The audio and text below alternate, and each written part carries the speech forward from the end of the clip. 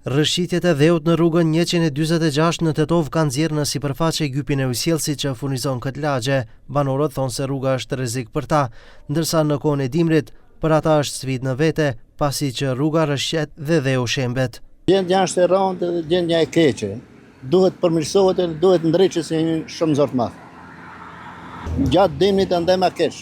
Sa punë me begaton ka, edhe ka rrëshqitje. Disa vende dhe ashem rruga për shkak se janë kënë shi ka ra shumë.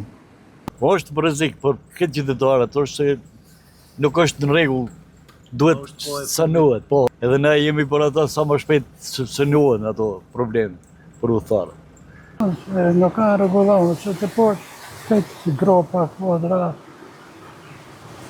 2 metë ngronë, e të në vetura të inë që të ndra.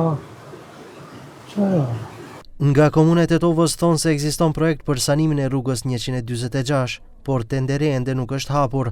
Ata premtojnë se ekipet janë në terren dhe po e ndjekin situatën. Po, ne tashmë informuar edhe përmes mediumeve, ekipet e sektorit përveprimtari komunale dhe ndërmarrje ujësiellësit kanë dalë në terren dhe po konstatojnë gjendjen në cilën është rruga. Por rrugën e fjalë të cilën ju e përmendët, komuna vetë se ka projekt dhe pritet gjatë vitit ndërtohet. Lagja 146 ka rreth 3000 shtëpi dhe ndodhet në rrëz të malit Sharr. Shumica e objekteve janë ndërtuar pa plan urbanistik të detajuar, prandaj sa herë ka rreshje shiu apo borre, paraqiten rrëshqitje të dheut. Para një muaji nga rrëshqitjet u dëmtuan edhe 2 shtëpi, ndërsa gjatë rreshjeve të borës, për shkak të pjerësisë, automjetet shpesh nuk mund të lëviznin në këtë pjesë.